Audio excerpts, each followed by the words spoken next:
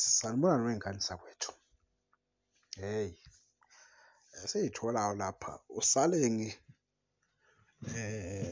bebembizile kule midlalo le i-AFCON, hhayi not i-AFCON. Le midlalo le bebeyidlala nje kule cup bebedlala ne-Egypt egcine iphela nge-draw ka-1-1.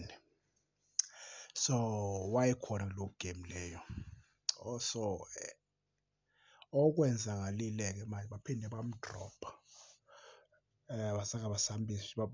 baphinde bamshiyile-ke akasahambi-ke neqembu ngoba liyodlala futhi le ngaphandle leli bevele lidlala nge-Sunday.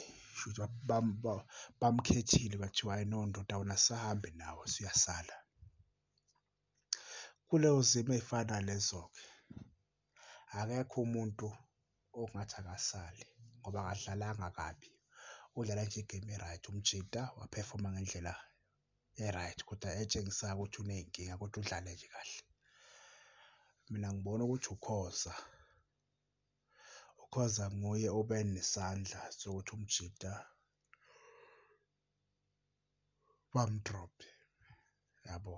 Nguye uKhoza ovele wabuka uKhoza ukuthi le ntwana phela uma beyibiza kusho ukuthi imali le yakhe ayisenamsebenzi ngaleyo ndlela engako ngoba phela akathi kwi-South Africa uma bebiza uthola something and ngicabanga ukuthi uthola imali engcono ngegemu eyi-one noma ngamagemu awu-three la abazobe wadlala uthola imali engcono okudlula le ebevele eyihola lapha ku-Pirates, yabo.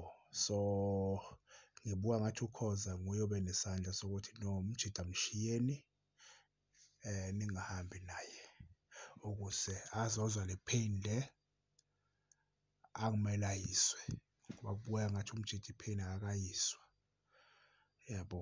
Kushuthi uKhoza into ayifunayo ukuthi umjida abuye azoxolisa kuye noma eqembini ukuthi no uyaxolisa ngenqumo ayithatha, yabo. Ngoba asikho isizathu esingenza ukuthi bemshiye. Bamshiyela ini? Bamshiyela ini uSalengi?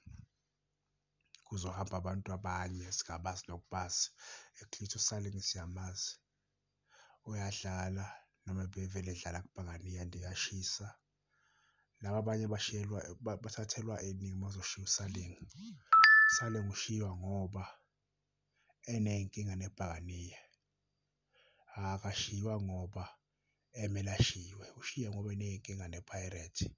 Waseyabona-ke lo baba lo ukuthi no uzobe engeke akasamncenga ngalo mholo aholela eBhakaniya, yabo. So nje okungcono intwana abayikhulule intwana kule 2 years le noma bathatha 50-50 okungcono. Ngiyabonga.